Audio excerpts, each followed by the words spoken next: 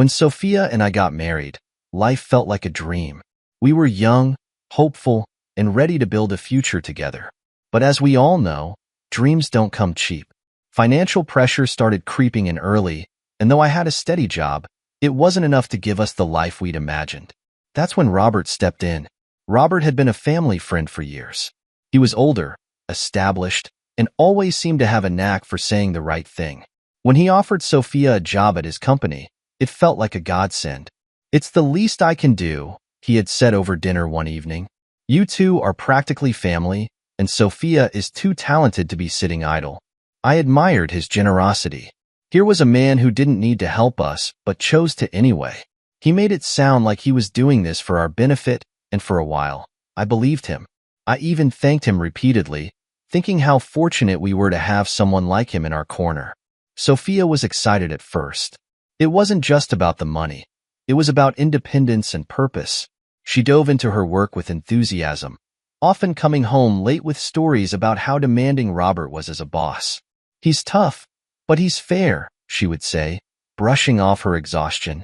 "He just expects everyone to give their best." I didn't mind her long hours. I figured it was part of the adjustment period, learning the ropes, proving herself. I even encouraged her. "You're doing great," I'd say. Robert wouldn't push you so hard if he didn't see potential. But as time went on, the late nights became more frequent. Sophia seemed constantly preoccupied, glued to her phone even during dinner. "Work never really stops," she'd say with a tired smile when I asked why she needed to respond to emails at 10 p.m. Then there were the small things, the subtle changes I couldn't quite put my finger on. She started dressing differently, sharper, more polished. I told myself it was just part of working in a corporate environment. She also began talking about Robert more often, though never in a way that raised alarms. It was always about how demanding he was, how much pressure he put on her team. "He's such a perfectionist," she'd say, shaking her head. Occasionally, I'd feel a pang of unease, especially when she mentioned how much time they spent in meetings or how late they stayed at the office together. But I brushed it aside. Robert was a family friend, after all, someone we trusted. And Sophia was my wife. Why would I have any reason to doubt her? Looking back, I can see how naive I was. There were moments that should have tipped me off, like the time we hosted Robert for dinner, and he made a comment that lingered in my mind for days. "You're a lucky man, David," he had said, raising his glass in a toast. "Sophia is one of a kind." It was a harmless compliment, or so I thought at the time. Or the way he seemed overly attentive to her during that same dinner, asking about her workload, her stress levels, and whether she was getting enough support. At the time, I thought he was just being a good boss. Now, I wonder if it was something more. Sophia, for her part, never gave me any obvious reason to doubt her. She was always affectionate, always supportive, even as work consumed more of her time. When I asked if everything was okay, she would laugh and reassure me. "You're worrying too much," she'd say, kissing my cheek. "Robert's tough, but it's just work. Nothing else." I believed her because I wanted to, because I loved her. But now, thinking back on those moments, I realize how easily trust can blind you. I trusted Robert because he was a family friend. I trusted Sophia because she was my wife. And in doing so, I ignored the cracks that were starting to form beneath the surface of our seemingly perfect arrangement. I had no idea what was really going on behind those late nights, the work stress, and the constant messages. I had no idea how much I was about to lose. It started subtly, almost imperceptibly, like the first signs of a storm gathering on the horizon. At first, I told myself I was imagining things. After all, every marriage has its ebbs and flows, especially when work stress is involved. But as weeks turned into months, I couldn't ignore the changes in Sophia. She became distant, not in a confrontational way, but in the kind of way that feels like someone is slowly slipping out of your reach. The conversations we used to share late at night, laughing about our day or planning for the future, turned into brief exchanges. Her answers became curt, her focus elsewhere. "I'm just tired, David," she'd say when I asked what was wrong. "Work's been non-stop, and Robert's been pushing us harder than ever. He's got these crazy deadlines, and I don't want to let him down." I wanted to believe her. I really did. But something felt off. The late nights at the office became more frequent. She'd text me around 7 or 8 p.m., saying, "Don't wait up. I'll grab dinner at work." At first, I didn't think much of it. Corporate jobs can be demanding, and Sophia had always been a hard worker. But there was something about the way she avoided eye contact when I asked about her day that made my chest tighten. One night, I decided to surprise her by stopping by the office with coffee. I thought maybe she'd appreciate a little pick-me-up during one of her late nights. But when I got there, the lights were dim, and her desk was empty. A cleaning staff member told me she'd left hours ago. When she came home that night, I asked her about it. "Oh, we wrapped up early, and I grabbed dinner with some coworkers," she said casually. "I didn't think to text you. Sorry about that." Her explanation was plausible, and her tone was so natural that I felt guilty for even doubting her. But the seed of suspicion had been planted, and it was growing, no matter how much I tried to ignore it. Then there was Robert. He had always been charming, the kind of man who could light up a room with his charisma. But lately, his behavior had started to irk me in ways I couldn't quite articulate. During family gatherings, he'd make these casual, overly familiar comments about Sophia. "Ah, Sophia is a lifesaver at work," he said during a barbecue we hosted. "I don't know what I'd do without her." It sounded harmless, but the way he said it, the tone, the glance he gave her, made my stomach tighten. Or the time he joked, "David, you're lucky to have her. If she ever quits, I might just have to steal her full-time." Everyone laughed, including Sophia, but I didn't find it funny. I told myself I was overreacting. Robert was a family friend, someone we trusted. Of course, he valued Sophia's contributions at work. It was his company, after all. Still, those comments lingered in my mind longer than they should have. Sophia, for her part, seemed oblivious to my growing unease. When I brought up my concerns about her long hours, she'd sigh and give me the same rehearsed response. "David, this is just how it is right now.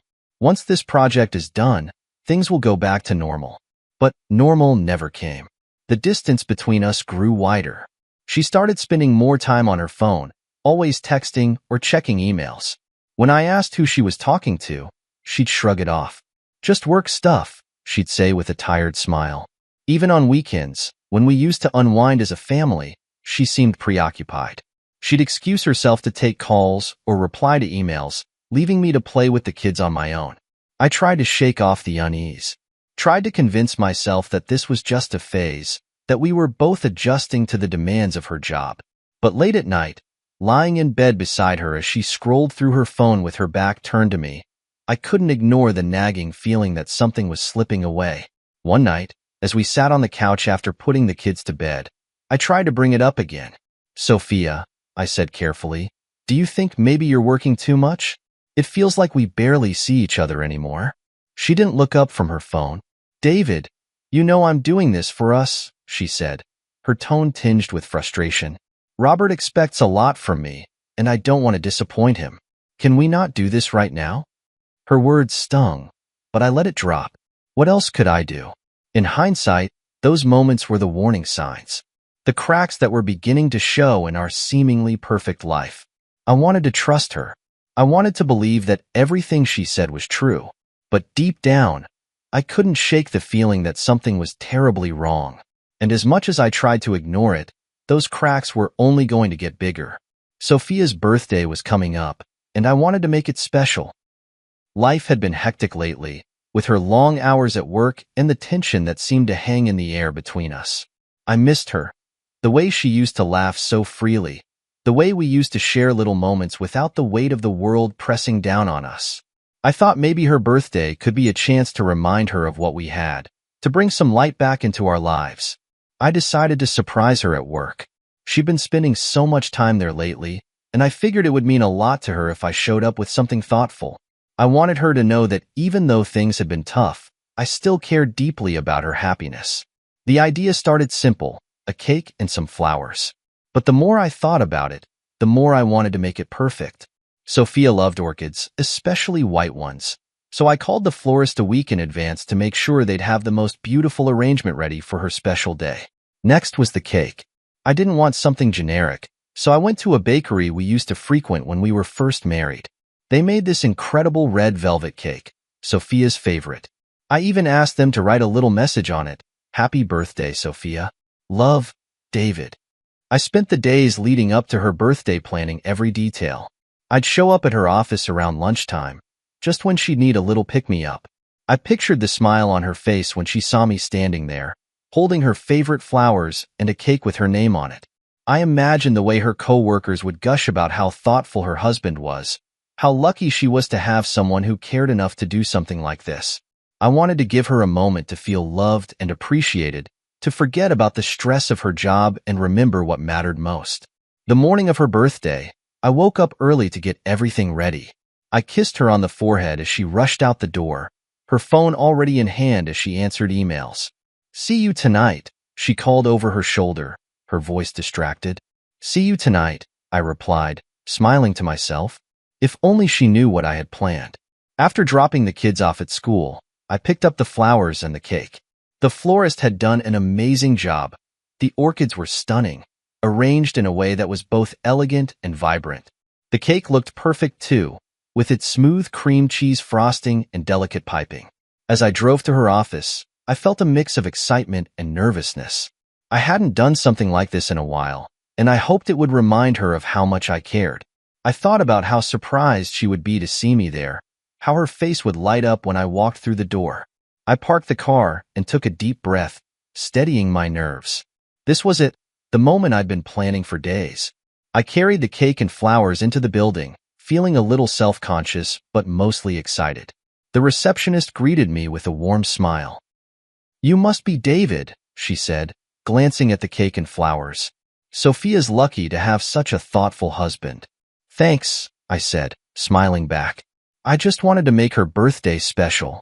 As I walked toward her office, I rehearsed what I'd say when I saw her. Something simple like, Happy birthday, honey.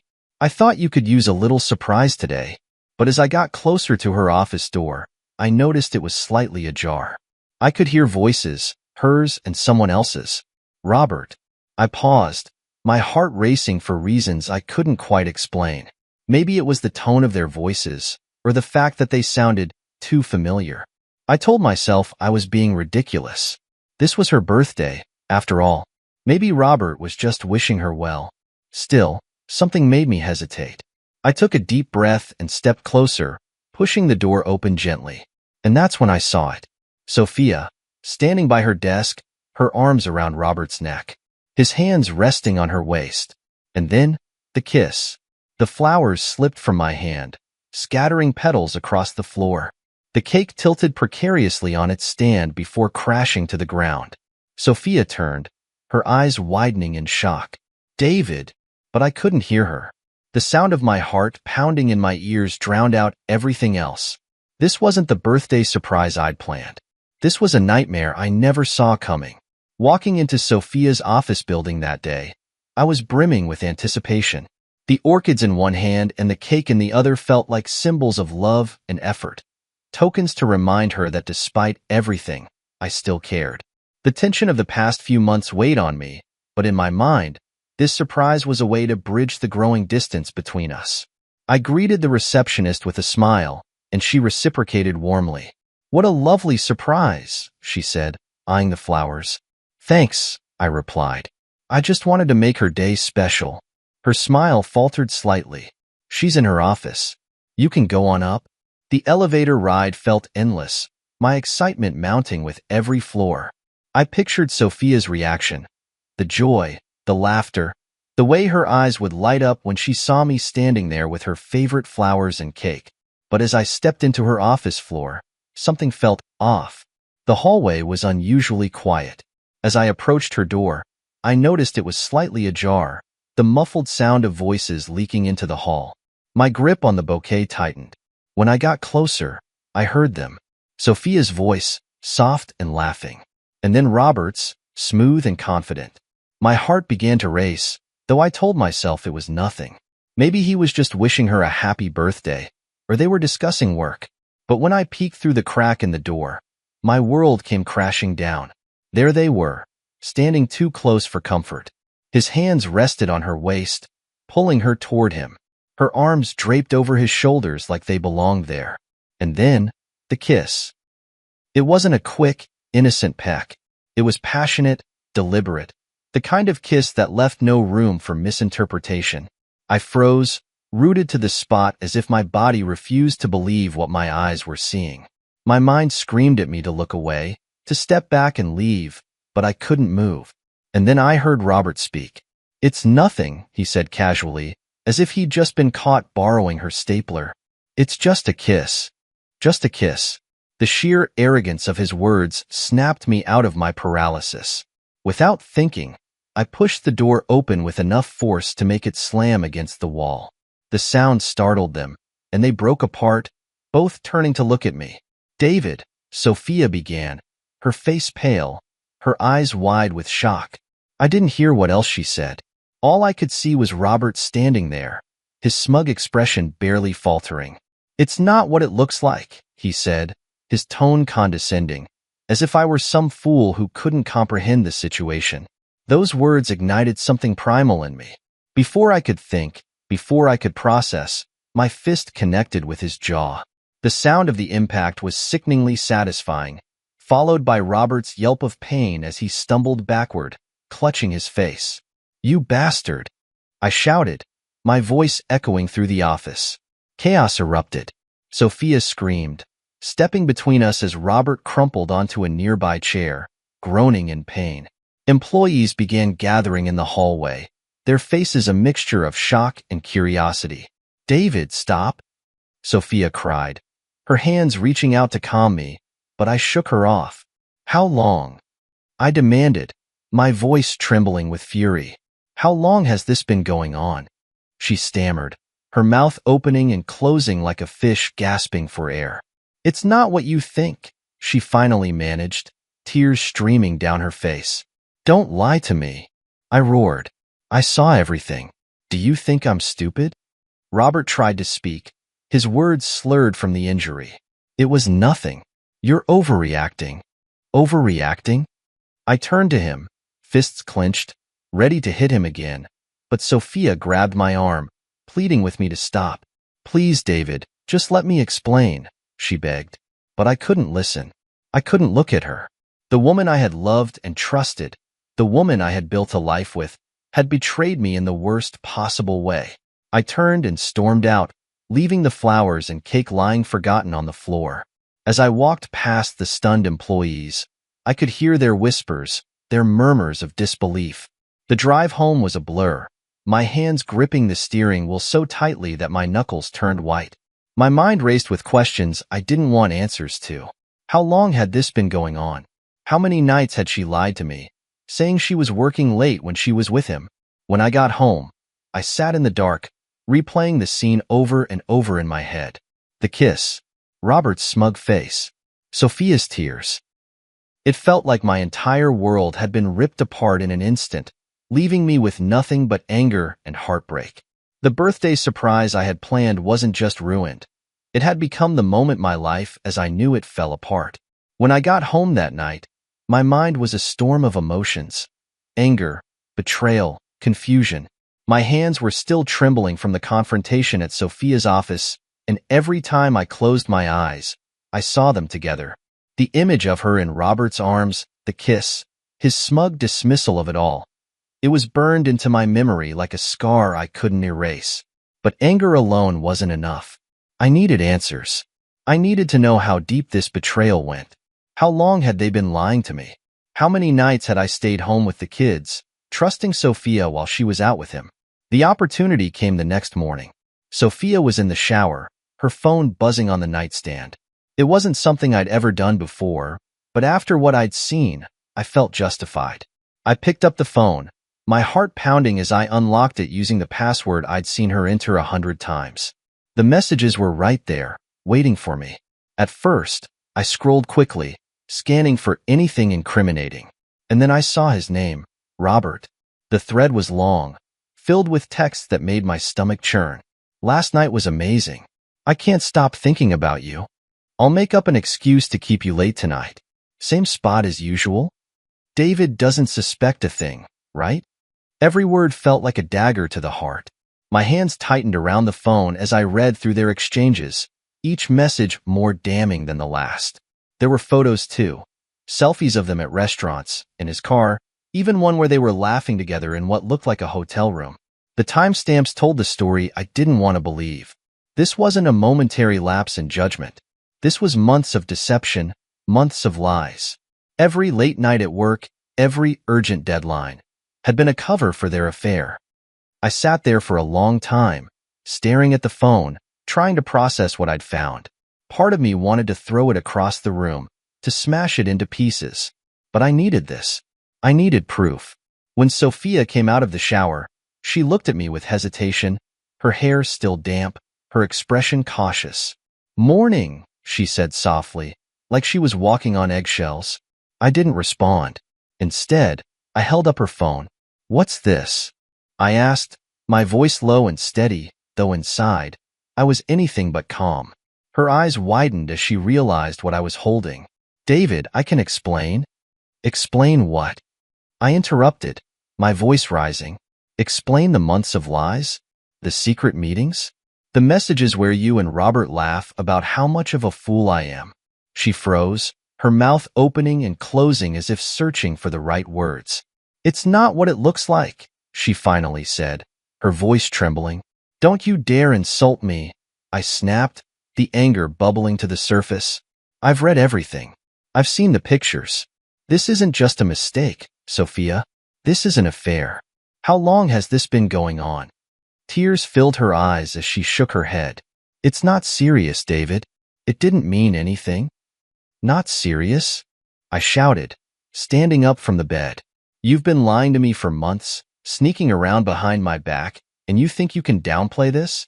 How long, Sophia? How long have you been betraying me?" She sank onto the edge of the bed, burying her face in her hands. "A few months," she whispered. It started when things got hard between us. I didn't mean for it to happen." Her words hit me like a punch to the gut.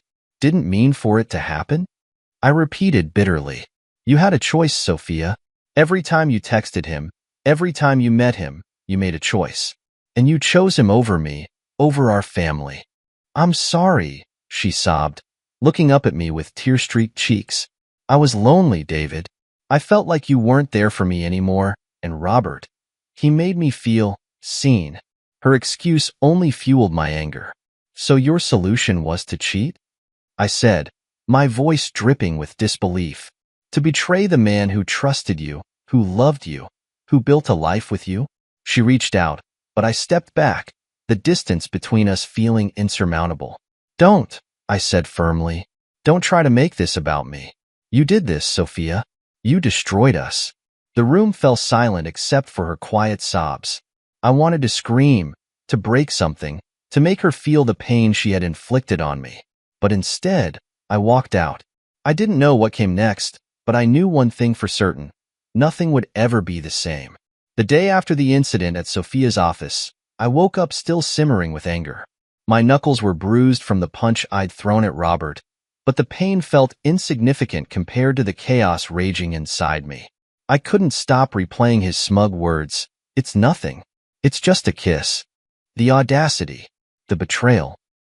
It made my blood boil all over again. But I wasn't the only one grappling with the aftermath. As I would come to learn, the fallout from that moment rippled through the office like a wildfire, consuming everything in its path. It started with whispers. By the time Robert returned to work, his jaw wired shut and his ego bruised beyond repair, the rumor mill was already in full swing.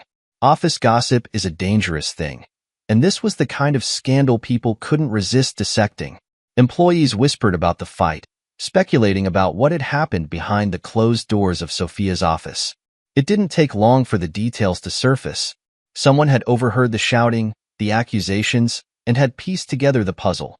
Robert, the CEO, and Sophia, his trusted employee, had been caught in a compromising position. By the end of the day, everyone in the office knew the story. At first, Robert tried to downplay the incident. He limped through meetings, his jaw barely moving as he mumbled half-hearted excuses. "It's all been blown out of proportion," he claimed in a team-wide email. A misunderstanding that has unfortunately been taken out of context. But his words did little to quell the rumors. In fact, they only fueled the fire. The board of directors was less forgiving. The company's reputation was on the line, and they couldn't afford to ignore the scandal. One of the board members, a sharp and no-nonsense woman named Evelyn, called for an emergency meeting to address the situation. "This is more than a personal issue," she said firmly. "This is a question of integrity, leadership, and the image of our company." Robert, once the confident and charismatic face of the firm, now sat in those meetings with his head bowed and his jaw wired shut, unable to mount much of a defense. The board demanded answers. Why had he allowed a personal relationship with an employee to spiral into a public spectacle? How could he have jeopardized the company's image so recklessly? Meanwhile, Sophia wasn't faring any better. While Robert's position at the top made him the primary target of scrutiny, Sophia faced the wrath of her coworkers. People who had once been friendly toward her now kept their distance, their smiles replaced with cold, judgmental glances. It wasn't just about the affair. It was about the fact that she had been complicit in the scandal that was now threatening the company. Her closest colleague, Janet, who had often shared coffee breaks and office gossip with her, barely spoke to her anymore. "I just don't understand how you could do something like this," Janet muttered one day, loud enough for others to hear. "It's so unprofessional." Sophia's work environment, once a place where she had felt valued and respected, turned into a minefield of judgment and isolation. People stopped inviting her to meetings or including her in conversations. She became a pariah, the subject of hushed conversations in break rooms and sidelong glances in hallways. The weight of the scandal bore down on both of them, but in different ways. Robert, ever the opportunist, began making plans to save himself. He hired a PR firm to help spin the narrative, attempting to paint himself as the victim of a workplace misunderstanding. But even his polished public statements couldn't undo the damage. The board's patience wore thin, and whispers of a forced resignation began circulating. Sophia, on the other hand, retreated into herself. She stopped trying to defend her actions, knowing that no explanation would undo the damage she had caused to the company, to her marriage, and to herself. She showed up to work every day, head down, doing the bare minimum to avoid drawing attention. But the tension was palpable, and even she knew her days at the company were numbered. The fallout from the affair wasn't confined to their careers. It seeped into every corner of their lives. Robert's reputation as a leader and a businessman was in tatters. Sophia's professional credibility was destroyed. And all the while, I sat at home, grappling with the mess they had made of my life, wondering how two people could have been so reckless, so selfish. As the weeks went on, the company began to recover, slowly distancing itself from the scandal. But for Robert and Sophia, the damage was permanent. They had burned bridges that couldn't be rebuilt, lost respect that couldn't be regained. And for me, their downfall was a bitter reminder of the cost of betrayal, not just to them, but to everyone they had dragged down with them.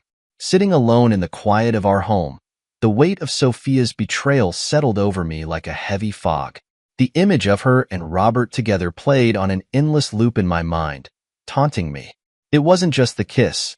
It was the lies, the secrecy, the complete disregard for everything we had built together. I felt like a fool, and the shame of it was almost as painful as the betrayal itself. But as I sat there, staring at the life we had created, the framed photos on the walls, the toys scattered across the floor, I knew I couldn't let her choices define me or our future. Abigail and Noah deserved better. They deserved a father who would fight for them, who would prioritize their stability and well-being above all else. That's when I made my decision. I was going to file for divorce. It wasn't an easy choice. Part of me still clung to the hope that this was all some terrible mistake, that Sophia would wake up and realize what she had thrown away. But the other part of me, the part that was tired of the lies and manipulation, knew that there was no going back. The first step was gathering evidence. I couldn't risk her trying to spin the narrative or deny what had happened. I reopened the messages I had found on her phone, taking screenshots of every incriminating text and photo. Each one felt like a punch to the gut, but I forced myself to push through. I needed to protect myself, to ensure that the truth couldn't be twisted. The photos of them together, the timestamps on the messages, even the flirtatious comments, they all painted a clear picture of her betrayal. It wasn't just a momentary lapse in judgment. It was a calculated, months-long affair. When I told Sophia I wanted a divorce, she didn't react the way I expected. There were no angry outbursts or denials this time. Instead, she crumpled, her face pale and her eyes filled with tears. "David, please," she said, her voice trembling. "I made a mistake, a terrible mistake. But we can fix this. I love you. I love our family. Don't throw it all away." Her words stung, not because I believed them, but because they felt so hollow. How could she claim to love me after what she had done? After the lies, the deception, the complete disregard for our vows? "It wasn't me who threw it all away, Sophia," I said, my voice cold and steady. "You did that the moment you decided to betray me." She tried to reach for my hand, but I stepped back, the distance between us symbolic of the emotional chasm her actions had created. "David, I was lonely," she pleaded. "You were always so busy, and I felt invisible. Robert, he made me feel seen, but it didn't mean anything. It was a mistake, and I'm so sorry." I shook my head, the anger simmering beneath the surface. "A mistake is forgetting an anniversary, Sophia. A mistake is leaving the stove on. What you did wasn't a mistake, it was a choice. And you made that choice over and over again." Her tears fell freely now, but they didn't move me. I had spent too many nights questioning myself, wondering where I had gone wrong, only to realize that this was never about me. This was about her selfishness, her inability to see the value of what she already had. "I can't do this anymore," I said firmly. "I won't stay in a marriage built on lies. And I won't let Abigail and Noah grow up in a home where trust doesn't exist." Sophia begged me to reconsider, but my mind was made up. This wasn't just about ending our marriage. It was about reclaiming my dignity and protecting our children from the chaos she had brought into our lives. I hired a lawyer and provided the evidence I had gathered. The messages, the photos, even the timeline of her late nights at work. It all painted a clear picture of her infidelity and neglect. I knew the road ahead wouldn't be easy, but I was prepared to fight for what mattered most, my kids and our future. As the days turned into weeks, I began to take small steps toward rebuilding my life. I spent more time with Abigail and Noah, focusing on creating a sense of stability for them. We started new routines, like movie nights and family dinners where the only rule was no phones at the table. Sophia continued to plead for forgiveness, but I refused to let her words sway me. I couldn't go back. Not after everything she had done. I wouldn't let her betrayal define me or the life I wanted to create for myself and my children. This wasn't the life I had planned, but it was the one I had now. And for the first time in a long time, I felt a sense of clarity. I wasn't just surviving. I was taking control. If there was one thing I learned from all this, it's that arrogance has a way of coming back to bite you. For months, Robert had strutted around like he was untouchable, charming everyone in his orbit, manipulating situations to his advantage, and carrying on an affair with my wife like it was his divine right. But when the truth came out, his carefully constructed facade began to crumble, and it crumbled fast. The office was the first place to feel the shockwaves. After our confrontation, the fight, and the whispers that followed, it was only a matter of time before the details of Robert's affair with Sophia reached the company's board of directors. They didn't care about his excuses or the spun narrative he tried to present. For them, it was simple. His actions had brought scandal and embarrassment to the company, jeopardizing its reputation. Robert, of course, tried to downplay the situation.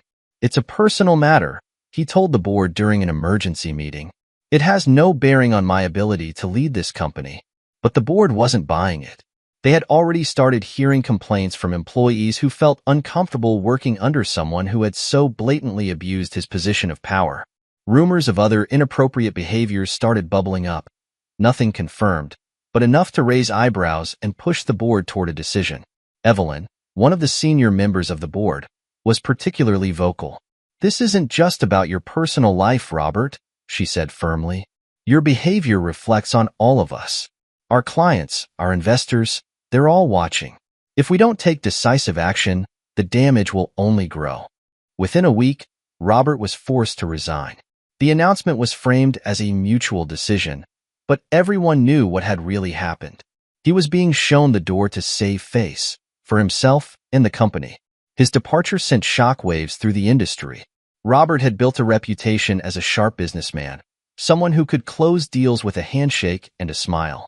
But now, that same smile was being dissected in hushed conversations at networking events and corporate meetings. No one wanted to be associated with him, not after the scandal that had exploded around his name. And then there was his wife, Linda. For years, Linda had been the epitome of grace and elegance, a woman who supported Robert's career while raising their 2 teenage sons. She was well-liked and respected in their social circles, known for hosting charity events and organizing fundraisers. When Linda found out about the affair, and, more specifically, the fight at the office, her world fell apart.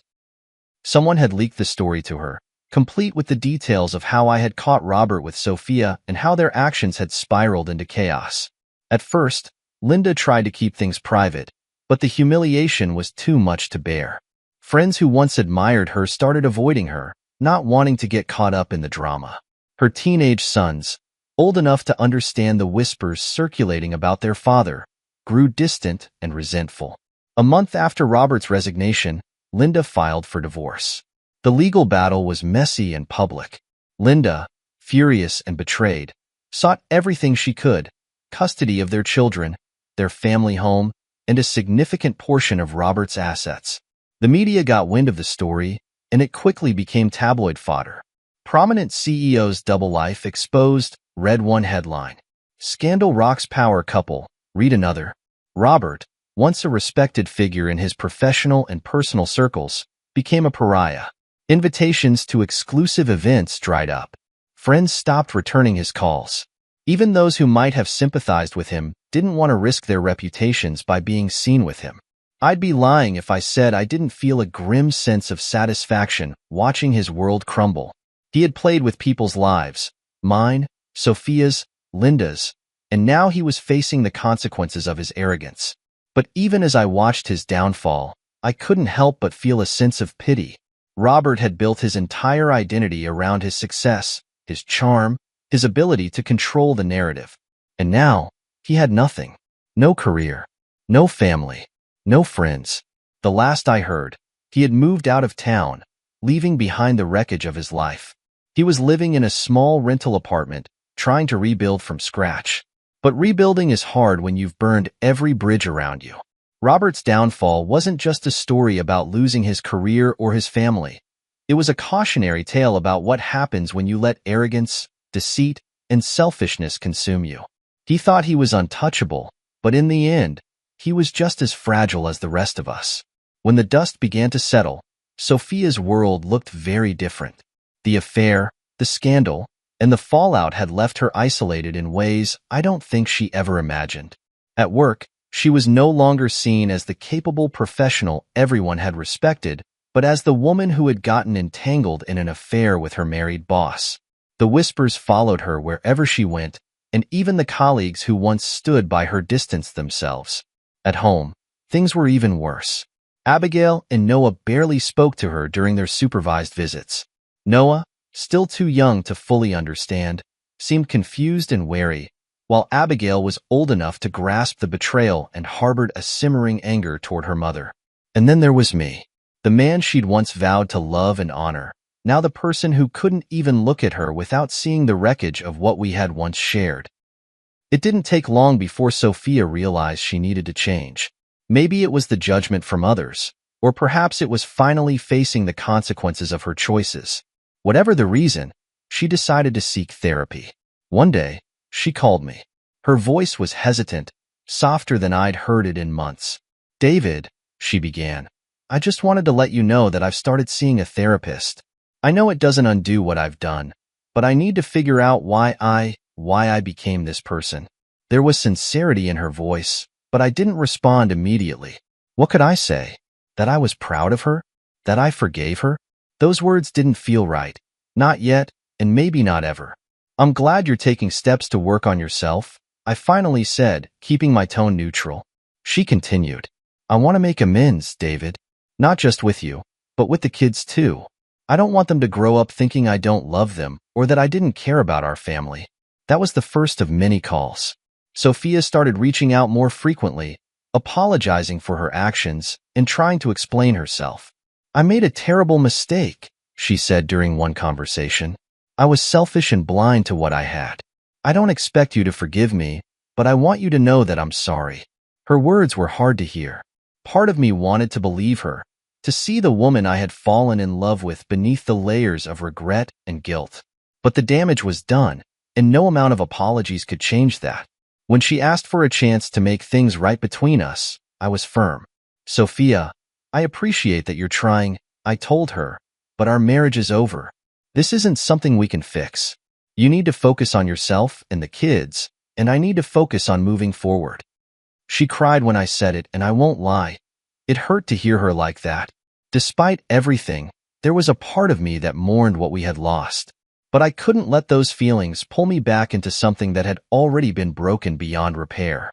In the months that followed, Sophia tried to rebuild her relationship with Abigail and Noah. It wasn't easy. Abigail was especially resistant, refusing to engage during visits and often responding to her mother's attempts at conversation with cold silence. But Sophia didn't give up. She attended parenting workshops, sent the kids letters apologizing for her actions, and slowly, painstakingly, began to chip away at the walls they had built around themselves. I watched from the sidelines, acknowledging her efforts but keeping my distance. I wasn't going to let her back into my life, not in the way she wanted. But I also wasn't going to stand in the way of her relationship with the kids. Over time, Abigail began to soften. During one visit, I overheard her say, "You really hurt us, Mom." But I guess people can change. It wasn't forgiveness, but it was a start. Sophia's journey toward redemption was far from over, but she was taking steps in the right direction. As for me, I focused on creating a stable, loving home for our children. A place where they could feel safe and secure. I couldn't undo the past, but I could control what came next. Sophia had to rebuild her life, piece by piece, and I hoped she would learn from her mistakes. But as much as I appreciated her efforts, I knew one thing for certain. My path no longer included her. Moving forward wasn't easy. The betrayal had left scars, deep, jagged ones that would take time to heal. But as I sat in the quiet of my now changed home, I knew I had a choice to make. I could let the pain of the past consume me, or I could use it as a foundation to build something new. The first step was focusing on Abigail and Noah. They had been through so much, watching their family unravel and grappling with feelings they were too young to fully understand. I wanted to give them the stability they deserved, a sense of security that no amount of chaos could shake. We established new routines, simple things that brought us closer together. Every Friday night became movie night, complete with popcorn and a rotation of who got to pick the film. Saturday mornings turned into pancake breakfasts, with Abigail mastering the art of flipping them while Noah handled the syrup. These moments weren't just for them. They were for me too. They reminded me of what truly mattered and gave me a reason to keep moving forward. But it wasn't just about the kids. I needed to rebuild myself, to rediscover the parts of me I'd neglected during my marriage. I started reaching out to old friends, people I hadn't spoken to in years because life had gotten in the way. To my surprise, many of them welcomed me back with open arms. One friend, Mark, insisted on dragging me to a local hiking trail one weekend. "You need this," he said, handing me a pair of boots that looked like they'd seen better days. Fresh air, good company, and a reminder that life doesn't stop just because things get hard. He was right. As we climbed those trails, surrounded by towering trees and the crisp scent of pine, I felt a weight lifting. It wasn't gone entirely, but for the first time in a long time, I could breathe. I also began reconnecting with my family. My parents had been quietly supportive throughout everything, never pushing but always there when I needed them. Spending more time with them reminded me of the values they had instilled in me: strength, resilience, and the importance of finding joy even in the darkest times. One unexpected source of healing came from rediscovering old passions. I'd always loved woodworking, but over the years, that hobby had taken a back seat to the demands of work and family. One weekend, I dusted off my tools and set up a small workshop in the garage. The rhythmic sound of the saw, the scent of freshly cut wood. It all felt therapeutic. I started small, building a bookshelf for the kids' room. But as the weeks went on, I found myself taking on more ambitious projects. By the time I finished a dining table for the three of us, I realized how much I had missed creating something with my own two hands. It wasn't just about the end product. It was about the process, the focus, and the satisfaction of bringing something new into the world. Of course, there were moments when the past crept back in. Nights when the house felt too quiet, when the memories of what had been threatened to overwhelm me. But each time, I reminded myself of how far I'd come. The betrayal had shaped me, yes, but it didn't define me. Sophia remained a part of the kids' lives, and though our interactions were civil, they were distant. I appreciated the effort she was making to rebuild her relationship with Abigail and Noah, but I kept firm boundaries. My path no longer included her, and I was okay with that. As time went on, I began to open myself up to new possibilities. I wasn't looking for anything serious, not yet, but I allowed myself to entertain the idea of happiness with someone new. A casual coffee date here, a friendly conversation there.